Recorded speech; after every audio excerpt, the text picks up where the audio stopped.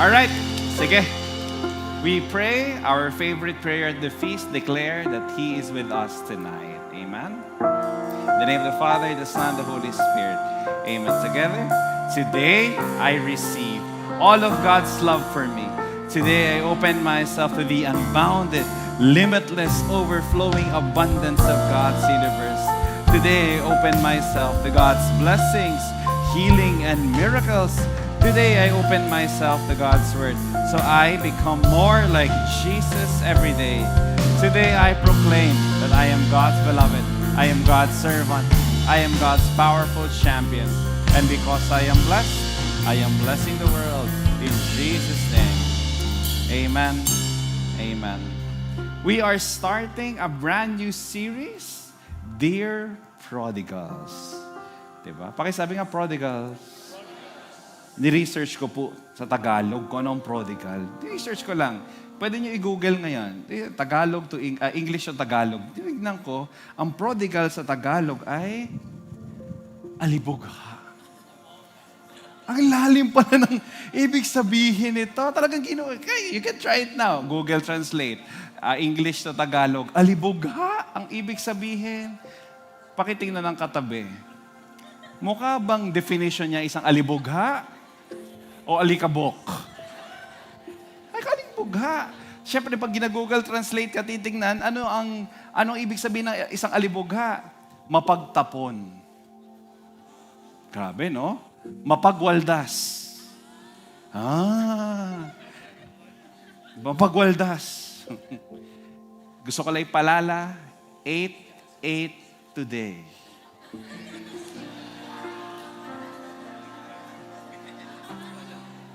Nagwaldas ba? O nakontrol nyo ba ang sarili ninyo? Sinong gising nung 12 o'clock kanina? Mapagtapon, mapagwaldas, mapaglustay. Grabe, no? Yung pala ibig sabihin ng alibugha. Yeah, that's why dear prodigal, ibig sabihin we're all prodigals, and then parang talk number 1 is for you to come home. Come home. Masyado ka na magastos, masyado ka na maraming ginagastos sa buhay mo. Come home. Ano ba yung sabihin ng umuwi ka na? Alam niyo pag umuwi ka at nasa presensya ka ng Diyos, maraming surprises ang Diyos sa atin minsan. Kanina lang, nagbabasa ako ng Google, itong mga minsang surprises sa World Youth Day. Akalain mo yun? May pila ng confession. Kumpisal. Akalain mo yun? Sa B12. Kung ikaw kaya yun, kung Katolik ka at nagkukumpisal ka, tapos ikaw napunta doon, feeling ko hindi ako makasalita. Iyak lang ako na iyak niyan. Next slide. Grabe. Next slide. Makita mo.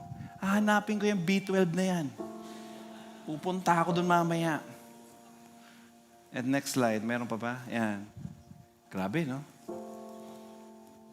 At alam ninyo, tuwing umuwi kayo, tuwing umaatayin kayo ng feast, if you open your heart to it, may gustong sabihin ng Diyos sa inyo parate, di ba? Kanina lang, nakikipag-usap ako dyan. Hindi ko natuturo kung sino. Brother John, kamusta ka? Okay naman ako. O, ready na ako umiyak today. Ready umiyak? Talaga, iyak talaga.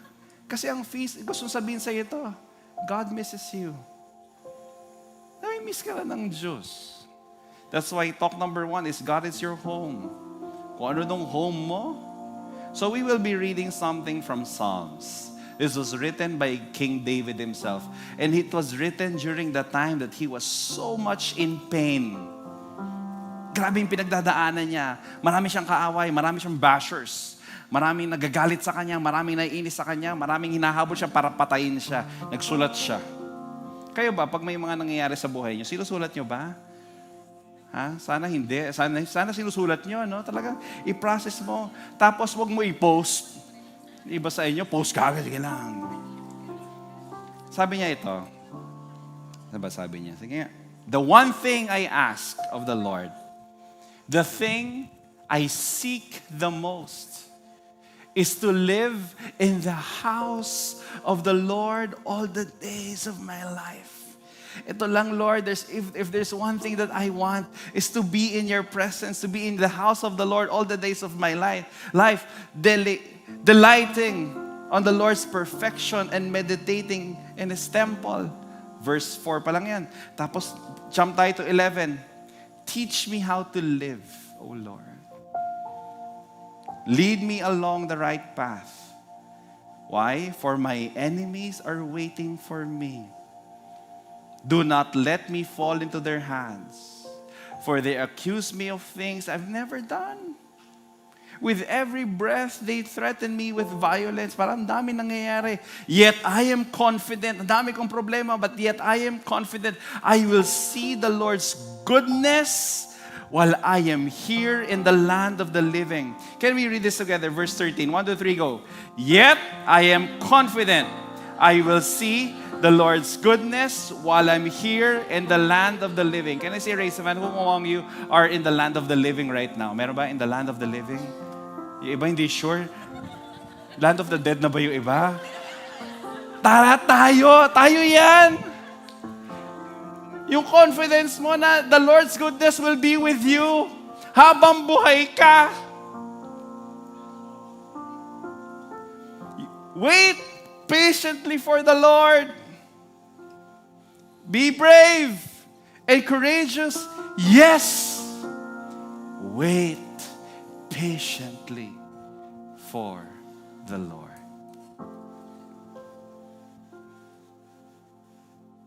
Tell somebody beside you, wait patiently.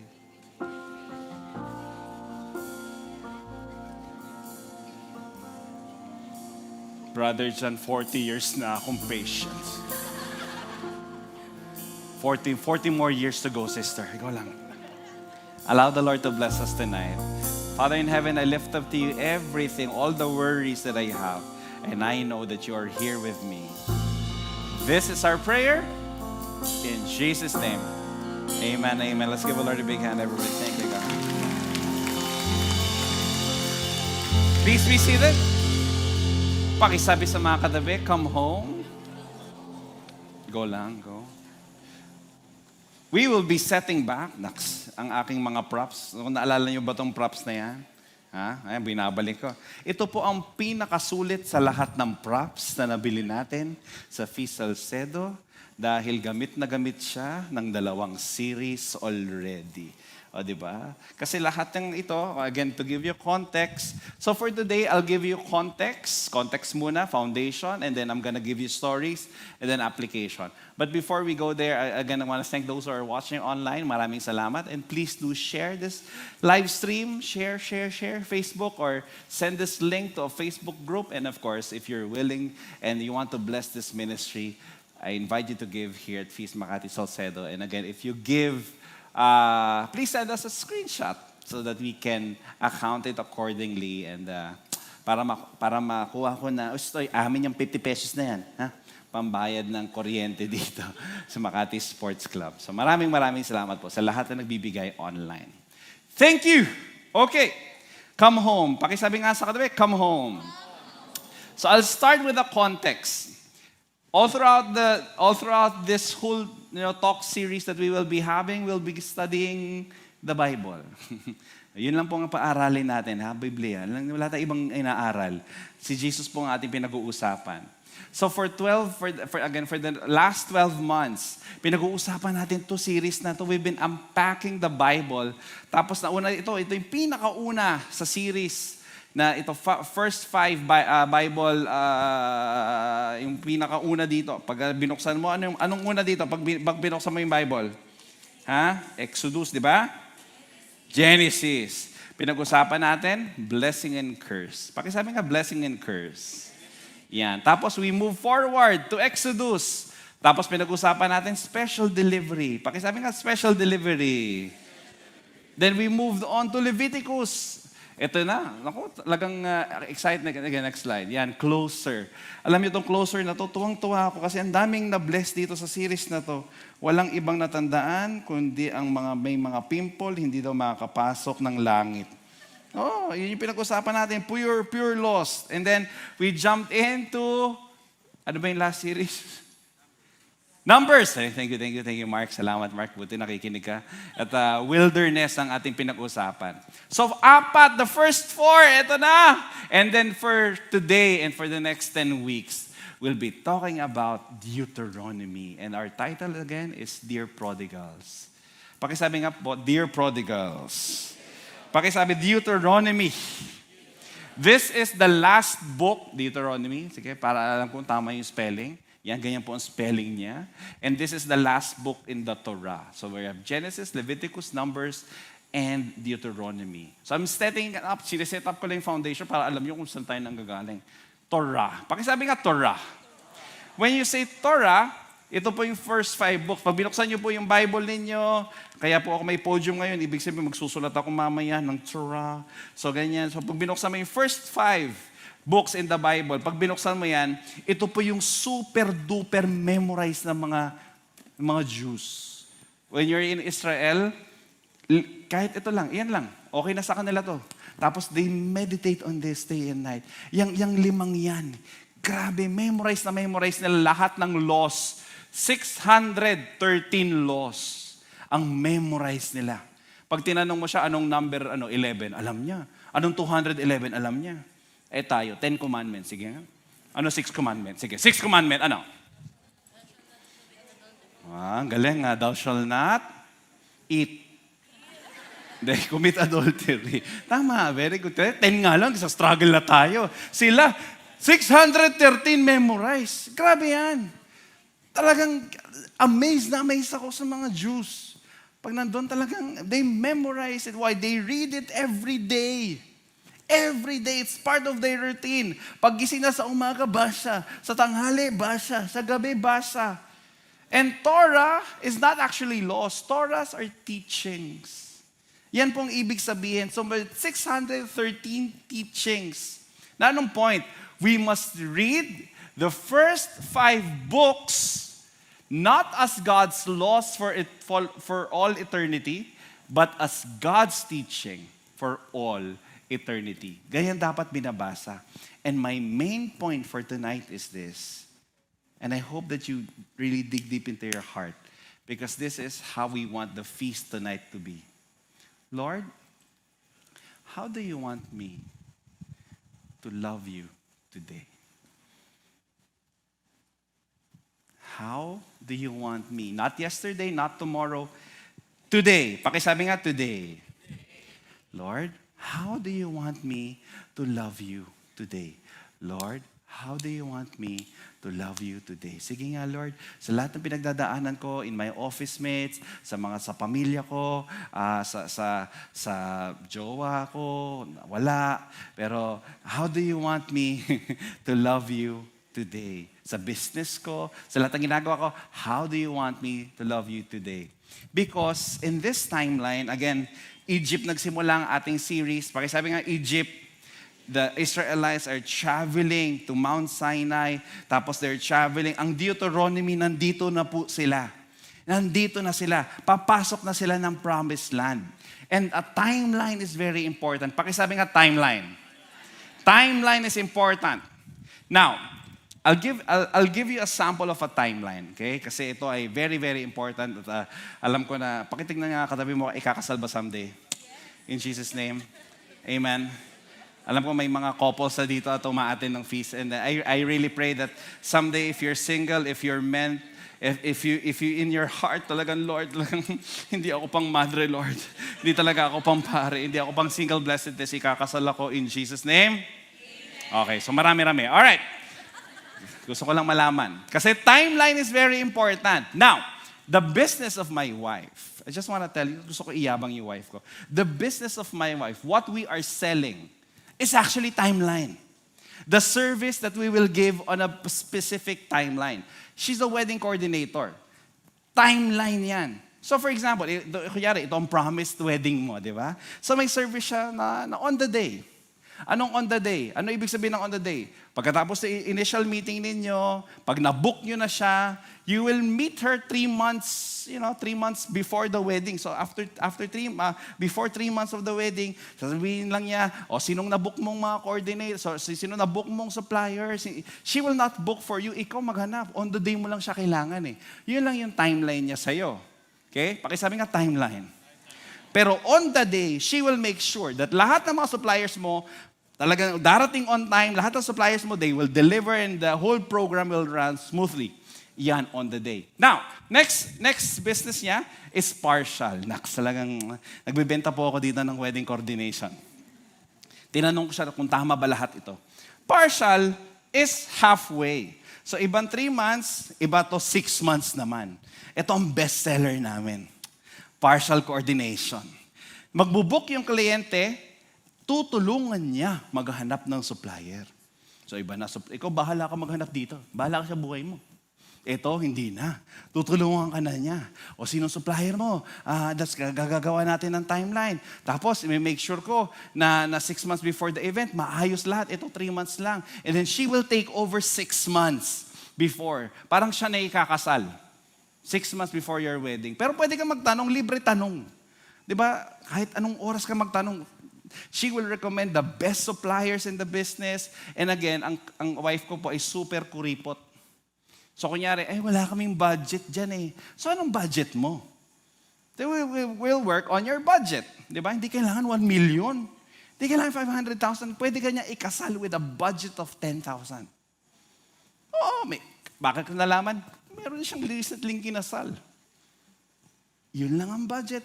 Why not? Kasi wedding is not about budget. Wedding is about you're really ready to get married. Paninindigan mo ba yung tao na yan for the rest of your life? Tapos you set a budget for it. Now, 6 months. Pero ito yung pinakamasaya sa lahat. Na talagang, so on the day, partial. Tapos, dito kami malakas kumita. Sa full coordination. Talagang, usually, these are for clients that are not here in the Philippines. These are abroad. Talagang lahat. Uuwi na lang, ikakasal na lang. Yun lang gagawin niya. Kami lahat ang gumagawa. Punta kaming simbahan, punta kaming Kena, kung pre-Kena na yan. Punta kami sa simbahan, punta kaming munisipyo, lahat ng sourcing, lahat ng planning, lahat. Parang siya yung kinasal ulit. At ito yung pinakamahal, syempre. Full coordination. So, okay na. Okay na so far. Wala na, yun lang 3 yun. Sabi ni Angela, alam mo, pag full coordination, the client, almost just has to attend. Magpakita lang siya, okay na. 2 problems that arise. Timeline, 2 problema. Number 1 is this. First problem that we experience with clients are this. Number 1, kung ayaw talaga magpakasal yung dalawa. Ayaw lang nila. May ganun po. Ayaw lang.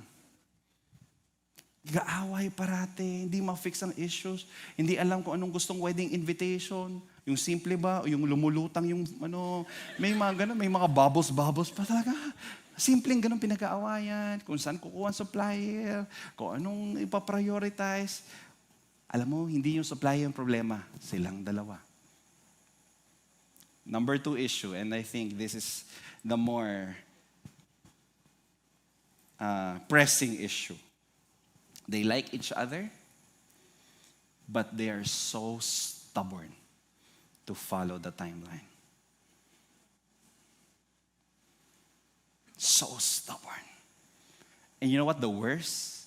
The timeline is created for them, but they create their own timeline. And this timeline is not coordinated with the coordinator. May surprise pala. Hindi mo sinabi. Pag may mga surprise kayo sa wedding, sabihin nyo sa coordinator, ha? Huwag nyo i-surprise yung coordinator. Ay, may surprise ka rin bala. Tapos kapag tinatanong, may sarili siyang timeline. Tapos kapag nagtanong, ay, nagawa ko na yan. Nabook na ba? Ay, ako na bahala dyan. Ay, tapos na yan. Parang ayaw niya magpatulong.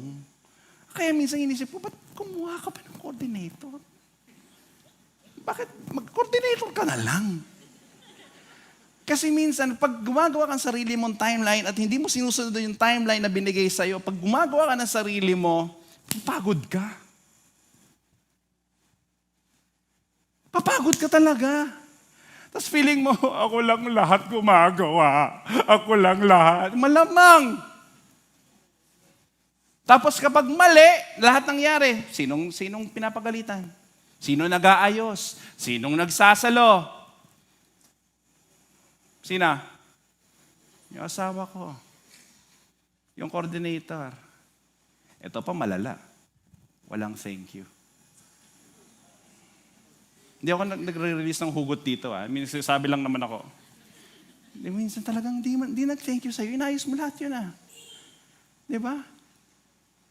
Alam ninyo, the preparation for a wedding should be one of the greatest experience that you will have. Enjoy na enjoy kaya ako nung kami. Yung pupunta kami sa munisipyo. Pupunta kami doon, papasa kami ng wedding bands namin. Kasi make sure namin, nakapost yung mga bands sa mga churches. Tapos pagpunta namin doon sa simbahan, nandun tayo. We make sure that everything is running by. It's our job as a couple, and then the coordinator will help us. It will help us focus on what is really important. Promise my point ako, sandali lang to. Kasi madalas, if you don't follow the timeline, may mga inuuna yung pride. Inuuna yung for the show. Yung essence ng kasal, commitment, nababaliwala. Alam niyo kung sino yung sumunod sa timeline ni Angela? Ito recently lang, sobrang galing nitong isang couple na to. Bo and Maru Sanchez. Bo and Maru Sanchez celebrated their 25th wedding. Bo Sanchez na yun . Sabi ni Angela, Brother Bo, let's do this. Yes, Angela. Sabi ko, parang narinig ko sarili ko dun . Oh, yes, Angela. Brother Bo, we have to pay this right now. Yes, Angela. Brother Bo, you have to do this. Yes, Angela. Sister Maru, kailangan mo na magpagay. Yes, Angela. May timeline, sumunod sa timeline. 1,000 guests. Sobrang ganda. Bakit? Gusto lang nilang ikasal. Not for the show, but Brother Bo's appreciation for his wife. Tapos sobrang nag-over. Tapos minsan pag nagfo-photoshoot yung dalawa, yung mga nag-shoot, sinasabi nila, bakit ganyan na magtinginan yung dalawang yan? Ba't ganito? Ano ba to? Newlyweds? So 25 years. Gusto lang kasi nila. Why? They followed the timeline. And love was overflowing in that timeline. Now, let's go to the Bible. God has a timeline. Amen? But the Israelites had their own timeline. Alam niyo ba kung gaano lang katagal from Egypt to Mount Sinai to the Promised Land? Alam niyo ba kung gaano katagal itong travel na to? If they followed God's timeline? 11 days. Tignan natin sa Deuteronomy 1. Tignan mo. Normally, sabi niya dito, it takes only 11 days to travel from Mount Sinai to Kadesh. Kadesh is here. Kadesh Barnea, going by way of Mount Seir.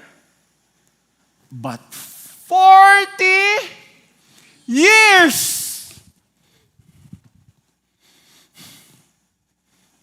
40 years after the Israelites left Egypt, on the first day of the 11th month, Moses addressed the people of Israel, telling them everything the Lord has commanded him to say. What? Yung 11 days, naging 40 years. Why? Kasi hindi sila sumunod sa timeline. Gumawa sila ng sarili nilang timeline. Lord, ang bagal mong gumalaw, gagawa ko ng sarili ko. No. That's why Deuteronomy was written. Literally, Deuteronomy means second Torah. The first Torah was written here nung paglabas nila ng Egypt. Paglabas nila ng Egypt, nagsulat na ako nung nangyari sa Egypt. That's the first Torah. Ngayon, itong mga to, 40 years after, patay na po yung mga nagsulat ng Torah. Kailangan nilang gumawa. Ano nga ulit yung sinabi? Okay, gumawa silang second Torah and that's why we have Deuteronomy. So far, may natutunan ba? So far? The second Torah was written by people before they entered the promised land. Now, why is a second Torah needed? Eto na. Because loving God in the desert, nasa desert to, desert. Loving God in the desert may be different from loving God in the promised land. Ang Diyos hindi nagbabago. Tayo ang nagbabago. Hoy, di ba? Ang Diyos faithful. Alam niyo, 10 years ago, 20 years ago, ito talagang iniiyak ko talaga to araw-araw, Lord. Sana ma-promote ako. At that was a beautiful prayer. Lord, sana ma-promote ako. Bakit gusto ko ma-promote? Kasi yung next level ko, 2,000 pesos above yung sweldo ko. Ang gusto ko lang din sa Lord, if I have 2,000 pesos more, I'll live a full life, Lord. Level 2. And that was, and hindi sinagot ni Lord. I was so devastated. Talaga, Lord, ano ba to? 2,000 na nga lang hinihingi ko. A month, pero syempre, a month yon. So parang sa akin, laki-laki noon. It was a different prayer ngayon, hindi na. Ang pinagdasal ko, Lord, 200,000 extra, Lord, a month. That's my prayer. Bakit kanya-kanya tayong dasal? Kaya ako nagtatrabaho talagang grabe rin araw-araw. Many years ago, I prayed for this certain girl. Oo naman. Marami po ako niligawan dati. Meron lang isa, talagang type na type ko talaga. Nagsuserve kay Lord. Alam mo yan, parang, pag nagsuserve kay Lord na chicks, parang, yes, very good, 1 point. So, again, sa akin lang naman yan, no? Pero hindi ka nagsuserve kay Lord, hindi kita masyado napapansin. Anyway, dati yan. Pero hanggang ngayon naman. Anyway, so, ano bang point ko? Anyway, so, may problema. I was really praying for her. Lord, ganda niya. Tapos parang ang ganda. We were serving the Lord together, di ba? Leader siya ng youth ministry. Leader ako ng youth ministry. Leader siya ng youth ministry ng ibang nasyon. And then, ng ibang city. Ako dito sa Manila. Parang, ang ganda siguro kung kami, Lord. May problema. May boyfriend siya. So, anong ginawa ko? Nag-intay. Ang dasal ko, Lord, magbe-break din yan in Jesus' mighty name. Lord, tapos may tongues pa ako na shandala, Lord, magbe-break din yan, Lord. In Jesus, shandala, Lord. Amen! Nag-break! Iba talaga tongues. Mag-tongues kayo minsan. Nag-break! Eto na, nag-break. Siyempre, nandun ko agad ako. It's okay. Okay lang yan. Diyan naman si Lord sa'yo. Ginagamit ko si Lord parati. May plano si Lord. Gusto ko sabihin, ako yung plano ni Lord.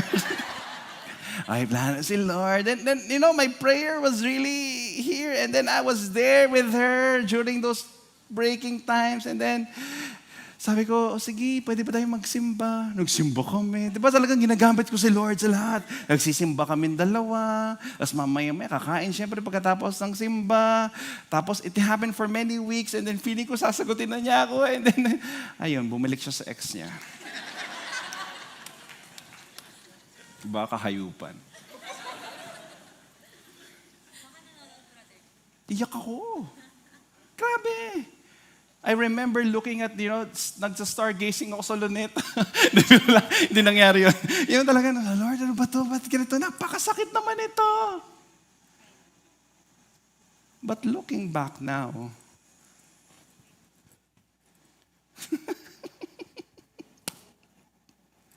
My prayers were so stupid. And I want to thank the Lord because He did not answer my prayer, some of my prayers there.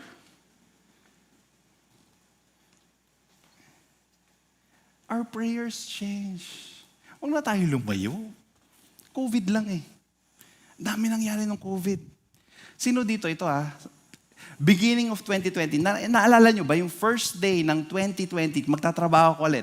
From the bakasyon of 2019, tas 2020, yung first day mo pabalik sa trabaho 2020, ano yung mga dinasal natin lahat nun? Sabay-sabay tayo nagdasal nun eh. Lord, ayoko na pumunta sa office. Boom, lahat yung ayoko na pumunta sa office, ayoko na pumunta sa office, boom, lahat sinagot ni Lord lahat. Lord, please, Lord, ayoko na talaga pumunta sa office, ayoko na talaga, Lord, ayoko na pumunta sa... Boom! COVID na happened. Kayo nag-pray kayo na ayaw mong pumuntang office. Hindi mo pinag-pray yung office, hindi pupunta sa bahay mo. Mali. So natuto tayo mag-Zoom, di ba? Grabe yung Zoom talaga, nakatulala ka. Yes, ma'am. Yes po, yes po. Yes po. Open camera, open camera. Hello, open camera. Sige po. Yes po, yes po, yes. Tapos pumunta ka sa isang corner ng bahay mo na feel na para mapakita mo sa lahat na maayos yung buhay mo, di ba? May isang corner lang ng bahay mo na pinapakita mo sa lahat, maayos ang bahay ko! Pero sa totoo, pag hinarap yung camera doon, eto, ang bahay ko. Ay, tulala talaga. Yes po, yes po, yes po, yes po. Naka-formal ka sa taas, sa baba, walang ligo, di ba? Nagsasalita ka, ay nakamute ka po, di ba? Hanggang ngayon, pinagsasabihan ka pa rin, nakamute ka. Natuto tayo. Bakit pinagdasal siguro natin, Lord, ayoko na mag-office. COVID happened. I remember some parents, including me, lumalaki sila Javi, si Julio, wala pa si Joseph nun eh. Ginagawa pa lang. Anyway, so, gulo mo eh. Looking at Javi. Alam mo talagang dasal ko noon, Lord. And of course, si Mateo.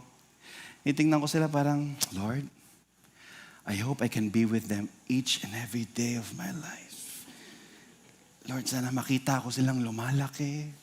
Lord, sana araw-araw, makita ko lang po sila talagang, sana Lord, hindi ako malito at hindi ko malagpasan yung stage na sana makita ko sila araw-araw, Lord, please. Boom. Alam niyo, na-figure out ko bakit mahal ko yung mga anak ko. I just love them part-time. I love Mateo part-time. Bakit? Gigising ko lang sa umaga yan, dadaling ko sa school, pagdating sa school, uuwi mamaya. Di ba? Part-time. Well, hindi ko alam yung nangyari buong araw niya. Ano nangyari ng COVID? Grabe, nakatutok ako sa kanya the whole time. Kaya kawawa si Mateo sa akin. Ay, sobrang kawawa yan. Bakit? Lahat ng gawin niya nasisita ko. Ba't ngayon ka lang nagising? Bakit ngayon ka lang nagising? Dad, Sabado ngayon. Ay, Sabado nga ba ngayon? Hindi ko, monitored mo ba yung araw? Hindi. Pero grabe. Angela and I dealt with him. Natutukan namin siya talaga. At feeling ko marami akong fault doon. Talagang, bawat lahat. Bakit kayo ka nagising? Ba't ka uminom ng tubig?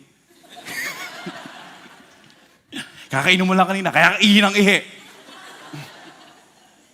Bakit ka na naman bakit ka na nasa computer? Bakit ka na sa cellphone? Kawawa. Kasi yung pagdasal ko, Lord, sana I will be with them every day. Mali. Next. I remember, just 2020 looking at Angela parang, you know what, because I love. What if, talagang, I can be with you in this room. I mean, pwedeng tayong hindi lumabas dito, promise. Yeah, I can be in your presence. Talagang, this is home for me. Sana malaki yung kwarto, tapos mawala yung susi. Alam mo yan, parang, because I can stay with you. I hope I can stay with you all day, all night. Talagang, gusto kitang makasama. Boom. sawang-sawa kami sa isa't isa. My love for my wife can be unconditional. My like has a limit. Alam mo yun? Parang, di ko siya parating gusto. Kung ako nakatutok kay Mateo, siya nakatutok sa akin. Saan ka pupunta? Wala naman ako pupuntahan. Akit baba lang naman tayo dito. Promise, bakit ka bababa? Bakit hindi pwede? Tutok. Iba yung dasal pre-COVID. Iba yung dasal ngayon. After COVID. Iba, magkaiba. Pakisabi nga magkaiba. And then my point is we don't have the luxury of knowing why our prayers change from that point to this point. Ang dami nangyari the past years. Amen? May question ako para sa lahat sa inyo at nakikinig online. Ang dami nangyari the past years. But did you take time and process your life? Did you take time? Lord, bakit nga ba ako hurt dati? Kasi ma-hurt ako ulit dito eh. Did you take time to process? Lord, bakit ba ako galit na galit parati? Bakit ba dati galit na ako? Ngayon pa rin, galit na galit pa rin ako. Why do we like fighting each other so much? Bakit biglang nauso ang trolling? Bakit nauso ang cancel culture? May hindi lang ako masabing isa dito na tama or may hindi masabing tama nga. Diba? Mapopost ka agad online, then people will be canceling you. People will be telling, why are you so angry? Galit ka na dati, ba't galit ka pa rin ngayon? Why? May hula po ako, ha? Because we're scared.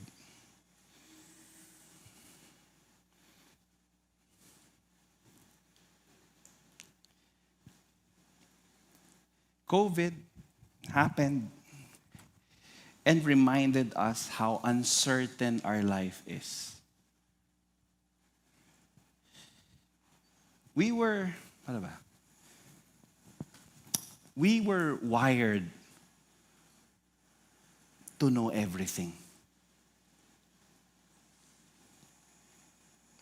Dapat bago ako pumasok dito, alam ko kailan ba ROI ko dito.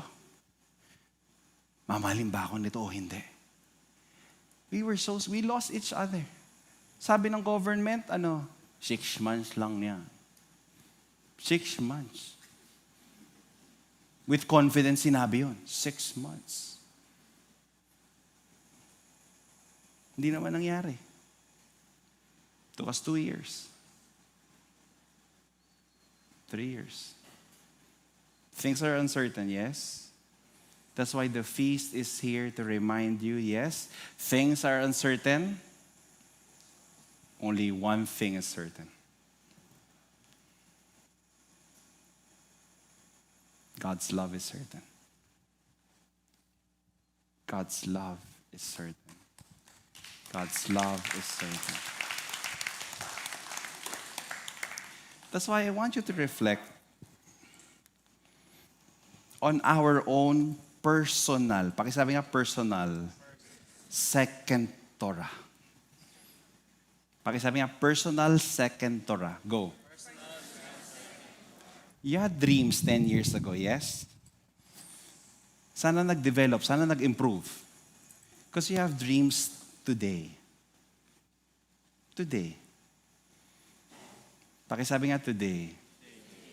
Baka may mga dreams ka na hindi natupad that time. Don't let it stop you from dreaming today. Amen? And when you dream, can you ask this question? Lord, how do you want me to love you today? Lord, how do you want me to love you today? And I don't want this to be just a talk. Yung parang talk-talk lang, tapos uwi na kayo, okay yun. I want it to be solid. How? At the feast, every first-timer is given something like this. A novena to God's love. Grabe itong Novena to God's Love na to. Hinahanap ko yung Novena to God's Love ko sa mga wallet ko dati. Hindi ko makita. Pero alam mo, sinulat ko doon kung sino yung girlfriend ko noon. Sana ikasal kami. Tapos, sana ma-promote nga ako doon sa 2,000 na sweldo. Tapos, sana Lord, magkakotse ako, kahit yung sedan lang. Tapos Lord, sana magkaroon ako sarili kong bahay. Yun. I written all of those dreams and the Lord, I think, was smiling at me 10 years ago. And He was telling me, you know what, John? I have better dreams for you eh. Nung level 2, you can build a feast where you can inspire people to go to the next level of their life. Hindi yan yung para, yung girl na hindi naman yan para sa iyo eh. Hintay ka lang kasi may darating, may makikilala ka, si Angela, tapos may kilala mo si Mateo, mamahalin mo yung dalawang yun. Magkakaroon kayo ng mga 10 anak, yung gano'n, yung parang... So, I'll be asking the team to be distributing to everybody something like this. For those who are online, umattend ka kasi on-site. For those who are online, there is an app that you can use. And I want you to think of your personal second Torah. There are 7 dreams here.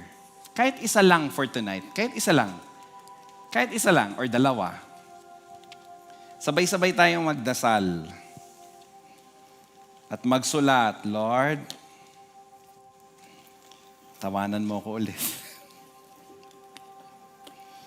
Bless my limit. Everybody will be given ball pens also. Ibalik nyo lang, please. 7 dreams. Then pagka-turn mo sa first page, God's message to you. Right there, dear, well, I'm gonna write my name. John.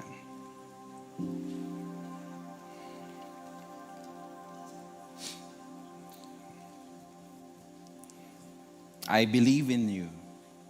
If I did not, I wouldn't have made you into such an amazing and wonderful person. I believe in you so much that I planted dreams in your heart. Dreams that will bless you and bless the world. Dreams that will make you grow in love and will mature in your soul. Yes, I will use you to share my light and love to many. So believe in yourself even when you fail. Never give up on yourself. Failure is an important part of your success. Look around and you'll discover that the most successful people are those who fail the most. Trust in me. I trust you. Know the difference between paths and purpose.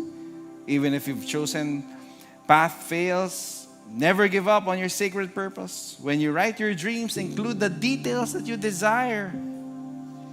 Your imagination will inspire you, but don't be attached on the details. Surrender to my surprises and open yourself to my abundance. For I have the best blessings and perfect miracles for you. Far better than what you think of or imagine. Nourish your soul in my love and in my word.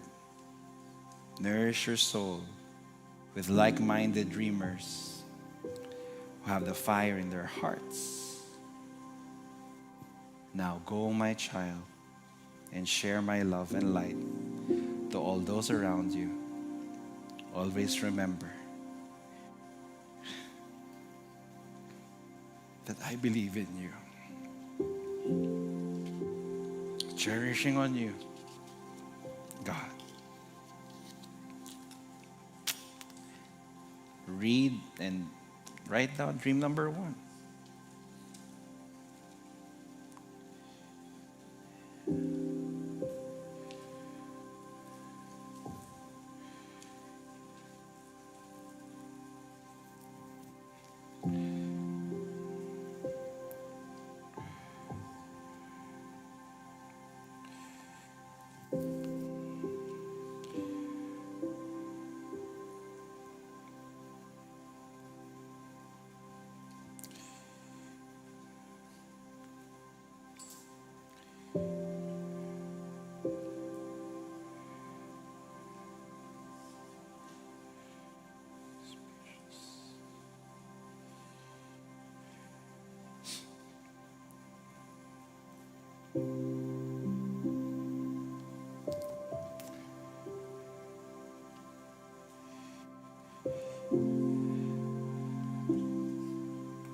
Nasa 2 na ako.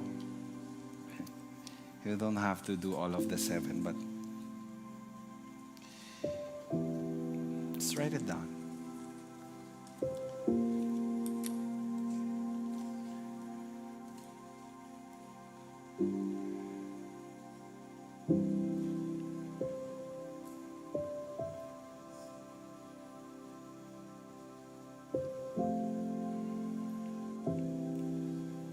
Dreams for you and your family.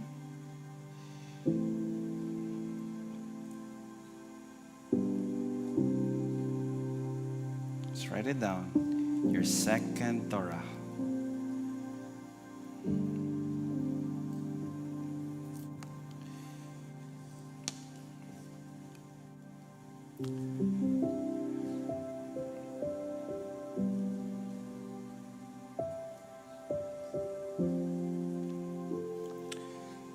Maybe 30 more seconds.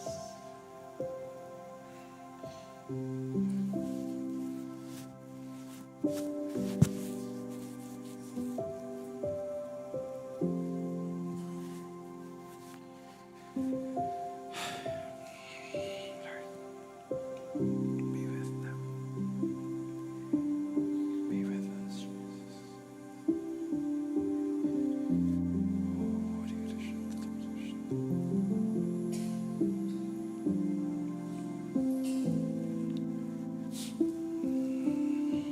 Amen.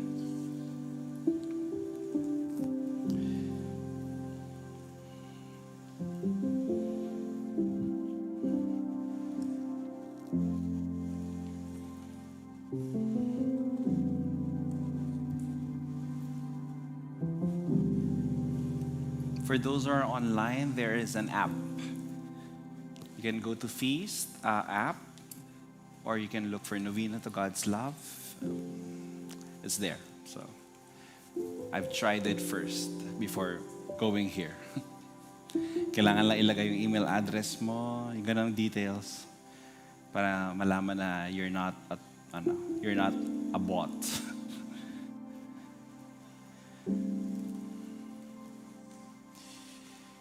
Amen. You may continue writing, or you may continue writing at home. I'll just continue. The heart of Deuteronomy is the Shema. Ganda nitong Shema. Shema is to hear. Hear what? Ito lang po ang Bible verse natin today. Sabi niya, Hear, O Israel, the Lord our God, the Lord is the one. Love the Lord your God with all your heart and with all your soul and with all your strength. The Lord is the one. Kasi baka mamaya kung saan sa hinahanap ang kasiyahan, kung saan sa mo hinahanap ang pangarap mo, sinasabi sa atin, the Lord is the one. Pakisabi nga, the Lord is the one. Siya po. He is the Lord of all. Amen? That's why keep listening. Loving God is an ongoing relationship. Listening to Him. Kasi baka mamaya talagang hirap na hirap tayo pakinggan ang plano ng Diyos. Hayaan mo lang, keep listening, keep listening, keep listening. And then we were researching. Alam niyo po ba yung dinidiscuss natin ngayon? sa Deuteronomy. Kung nasaan na tayo, if this is Deuteronomy, you know what I'm discussing now? It's not even chapter 1. I'm discussing this. The introduction. This whole thing is my talk for today. So good luck sa atin kung matapos natin ito, no? Kung ilan pa tong Deuteronomy na ito. So talk number 1 is this one. Because I want to establish this point. Kasi sino ba ang target audience ng Deuteronomy? Sino ba ang pinakausap mo? Who is the target market? Deuteronomy was speaking to all those who are returning to God. So thank you po sa mga nangongolekta ulit ng ballpen. Kinokolekta po namin ulit. Mamaya po kahit sa love offering, ibaba nyo na lang po doon sa love offering. Kung gusto nyo iuwi, okay lang din naman. Sige lang. Dagdag nyo na lang sa offering. Anyway. Last week, it was very beautiful kasi we talked about the feast. Why is the feast called the feast? Nagets naman, di ba? Because of the prodigal son, because the father prepared the feast. But I want you, for the next few moments, can we stand please? To look at the perspective of the son.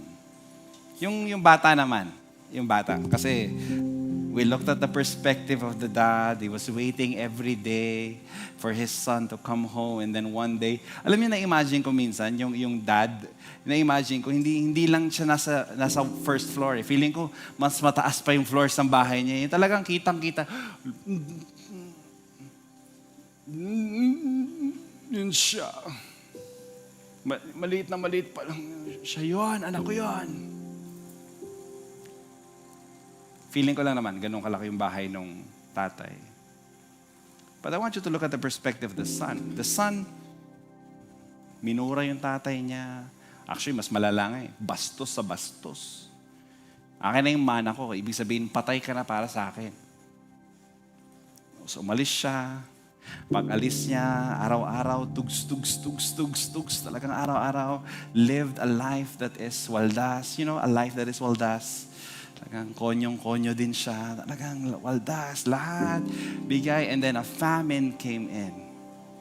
So, walang-wala lahat ng minana niya. Naubos lahat. One day, billionaire o billionaire. Nawala lahat ng meron siya.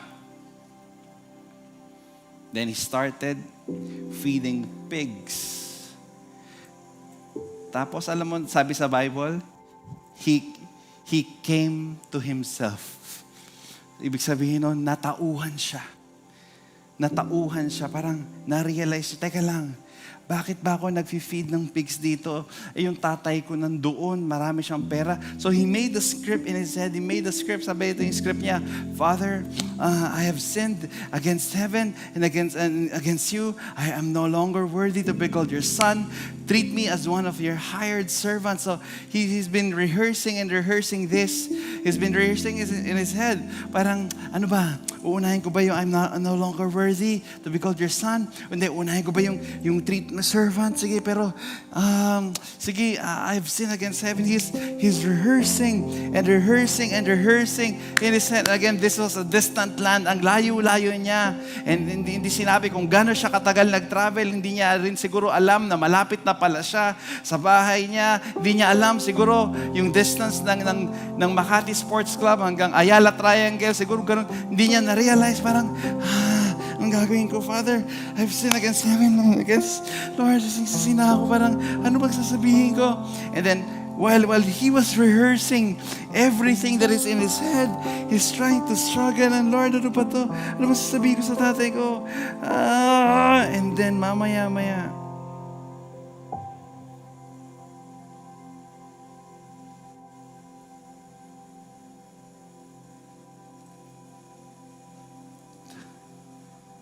tatay ko yung tumatakbo.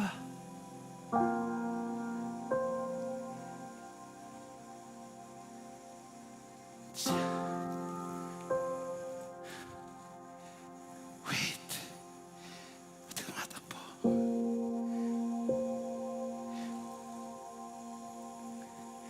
Tatay ko ngayon tumatakbo. Teka lang. Then the father embraced him. Imagine, ikaw, amoy Pig, payat na payat ka na, tapos minura mo tong tatay mo, galit ka sa kanya, binastos mo siya, pero parang bakit niya ako yakap? But while he was a long way off, his father saw him, he felt compassion, and he ran and embraced him and kissed him.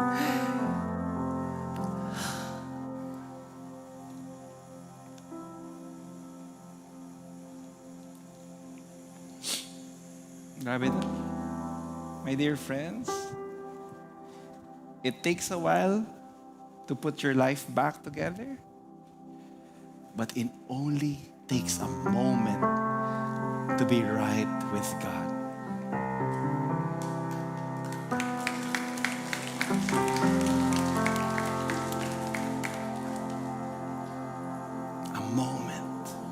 A moment of decision of you to wanting to come back home in His loving arms. A moment of decision of turning away from this bad relationship, from this toxic relationship, from this toxic belief, and then you're gonna run back to the Lord, turning from an old habit, and then, Lord, I want to come back home to you. And when you realize this, when you're walking back, trying to script something in your head and trying to tell something to Him about your sins, you know what? He's running already to you. He's already there, because it only takes a moment with the Lord. Only takes a moment to be in His presence. That's all He wants, my dear friends, for us to be in His presence. Because in His presence, you will find peace. And when you're in the moment that you're being hugged by God, it doesn't matter already what you've done in the past. What matters is that you're here with me right now. I can make things new again, because in my presence there is hope. There's peace. There is hope. Amen? That is the promise of the Lord. And then there's mercy overflowing, and you'll feel in your head and you'll feel in your body, Lord, bakit parang nare-restore na ulit yung sarili ko? Ba't parang gumaganda na ulit yung tingin ko sa sarili ko? Uy, sinusuotan na ako ulit ng singsing, sinusuotan na ako ng sandals ulit, sinusuotan na ako ng robe ulit. Wait, hindi ako worthy. It doesn't matter. Because God's love is not dependent on you. His love is because He loves you.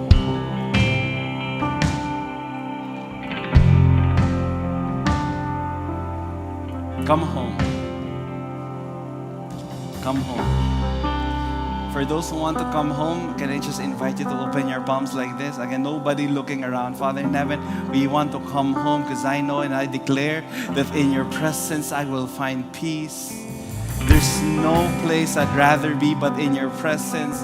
And in this moment, Lord, I know that you can make things new in my life.